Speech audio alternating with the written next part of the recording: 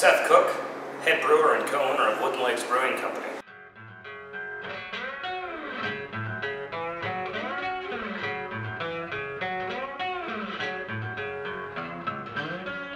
Wooden Legs Brewing Company is kind of a tongue-in-cheek name to the city's founder. Wilmot Wood Brookings is who the city of Brookings was named after. It was a fateful February, real cold, probably 20 below, not unlike the February we just had. The horse tipped him into the Split Rock Creek. He suffered such severe frostbite by the time that he had returned to civilization, returned to safety. The medicine at the time couldn't save his legs, so he's forever known as the cranky-old judge with a pair of wooden legs. So it's a very tongue-in-cheek way we call it the Wooden Legs Brewing Company instead of the Brookings Brewing Company. Wooden Legs Brewing Company started in some form probably over 10 years ago. It started as a homebrew operation at best. Friday the 13th of 2010 is when our LLC paperwork was signed. The company did become fully operational in May of 2013. As we said, now that's been over a year ago. We've been growing very steadily since that first day. The brewing company's growth has been what we've expected. Maybe it's probably exceeded what we've expected. You don't have a crystal ball. You certainly don't know exactly how every month's going to go and how every weekend's going to work out, how every account's going to go. But the response has been resoundingly positive. I thankfully say the problems that we run into are just capacity problems now. Just having the ability to make as much beer as people want to drink, to be able to distribute. We have a ton of efficiencies that we can gain in our brew house and in our process and to make things even better. So I don't think we're at full 100% capacity yet, but we're quickly approaching that. This year, we're on target to have about 3 times as much production as we did the previous year. And that's not only to show the desire for our products, but it's representative of the growth that we've went through. It took us a little bit to learn and get everything right in the first year, and now we're running strong in year number 2. Stylistic Wooden Legs Brewing Company.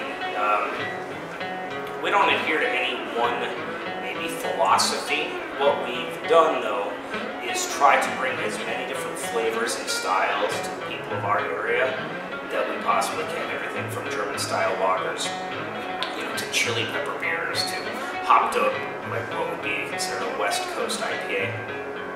Because our batch is so small, we really enjoy finding a style that is maybe less seen around here, replicating that and putting it on tap so that people really get the experience. So South Dakota, and especially where we're at, is a very developing area for craft beer. So we've had the opportunity to really brew in all types of different styles or all types of different ranges stylistically, and it's just expose our market here, expose our customers and our friends here to new ways of doing things. I would think that the underlying theme is I prefer British beers, so I would say most of our beers are probably more British inspired. We lean towards some of the British hops. We do lean towards some of the British malts. Doesn't mean we won't do German beers or even really Americanized versions, but for the most part we try to, our styles represent well-constructed, well-crafted English ales. I don't think we've ever had to temper it back. Being from South Dakota, I don't think we've ever had a constraint on us creatively in South Dakota, but I would say from where we're at here, because a lot of this is new exposure to people, that just the new exposure gets them really excited about it, a new style. That being said, we can adhere to the style pretty closely. We can, the Schwarzbier that we made was really spot on, and here's what a Schwarzbier would taste like. And because of our friends and clients and customers here that haven't been exposed to a lot of this, they don't have a wild expectation of doing something over the top with oak or with hops. There's things, there's so much within this standard styles that can still be explored, and people are excited to try these new styles. That allows us to build beers within those ranges that people can really enjoy. And we still have opportunity to build crazy over-the-top hoppy beers and chili beers. but our customers don't expect that. We knew early in this project that we'd have to kind of explain our mission, explain our theory, explain our passion to everybody. But when you say craft beer in South Dakota, in this region, we brought growlers out for the first time that you've probably seen around the bar. And the first few months we had these out, every single person that came in said, "What's that? What's this jug?" Just the basics of what a growler is, and what unfiltered means, and what a cask condition mean, and some of these things were really new concepts to a lot of clients, and that's fine. But we knew that we had to help, educate and tell our story. So that's why we published our menu books that have everything from glassware selection to style guides to ABV recommendations to food pairings, just so that people, as they sit down, they can page through these things. Do a little bit of reading if you do that at a bar, but do a little bit of reading and then bring their questions up to the pub keeps and ask, why is it Belgian style? Why does this taste like yeast? Why is this British ale sort of kind of warm and nearly flat? Why does this American hopped out IPA taste like I'm licking the bottom of a lawnmower? Like, why, those types of questions people can start to ask because they have the chance to read through the books and just kind of experience the whole thing. We want to be seen as a craft beer bar with a brewery that is really accepting of the entire spectrum of craft beer. We have 5 fermenters, which means at any given time I can maybe make 5 styles, which is a real travesty if you look at the plethora of styles available. I'd love to say I can make every single style and have it on all the time, but the reality is we can't. So we put on a number of guest lines, we put on a number of bottles, just so that when people in our area say, we're going to go for a beer, we're going to go for a place that has craft beer, the people that we trust with finding us new stuff and being able to educate us on our decisions, we want them to instantly say, well, we're going to go down to the brewing company, because at the end of the day, the more people that drink craft beer, the more people that enjoy this experience, the more people that become enthusiastic of this experience, the better the whole market is. So that's really kind of why we put a whole bunch of beers on, to be a classroom per se, to be a point of discovery. I really enjoy our beers, and the majority of the people that come here drink our beers. But because of our limited ability to produce a massive amount of beers, and then we can't produce a huge range of styles at the same time, we can produce any style we want over a series of 6 months, but I can't have them all on at the same time. We put on guest tabs. The other thing is that as a bar owner, it's kind of fun to be able to go to the catalog and whimsically pick whatever weird beers or limited release beers there are. The other thing we've done to attempt to help our community understand beer is that all of our pub keeps, all of our beer servers are beer server certified by the Cicero Institute as a condition of their employment here. So they're not just somebody that knows how to pour a beer, but they know the origin of the beer. They know the ABV of the styles. They can certainly tell you the different steps of the process. They really need to be able to consult, not just teach and not just sell our customer, but consult with our customer on finding the different styles and helping them through this journey. When our beer servers become beer server certified, they actually are allowed to design a beer in our brew house. So that's part of our Pub Keep series. So as soon as our beer servers get certified, they design a beer and actually help us brew it and put it on tap. So they have an ownership of the entire process. Most times people go to a brewery, go to a craft beer bar because it's kind of like Disney World for them. They want to understand why this brewer is doing it this way and what ingredients.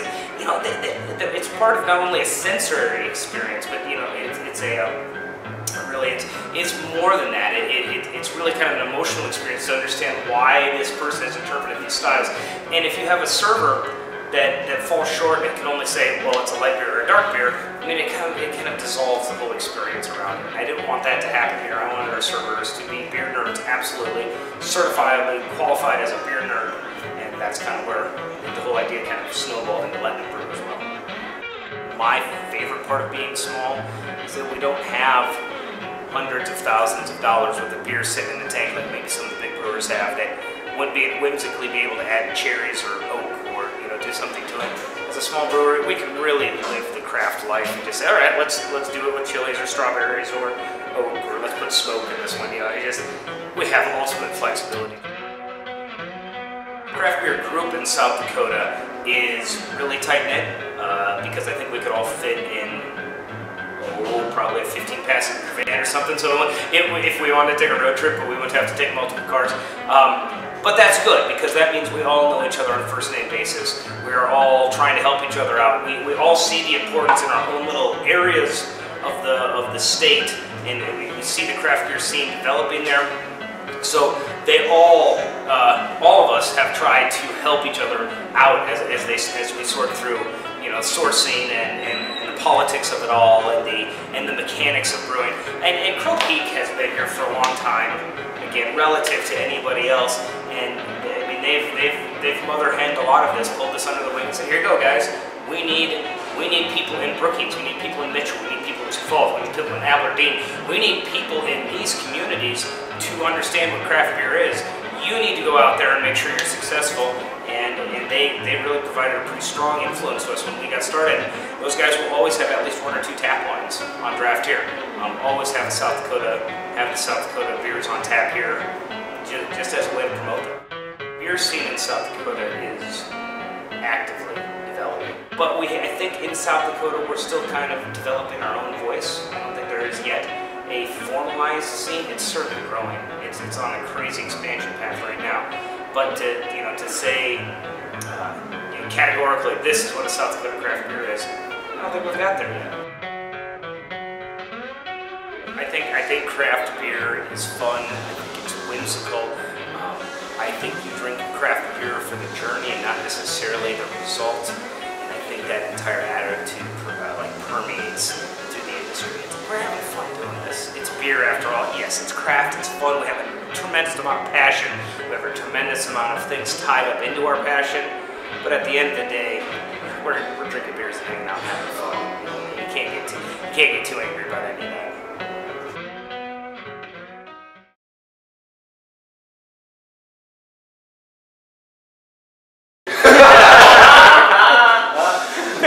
And I think it's most important you never take yourself all that seriously.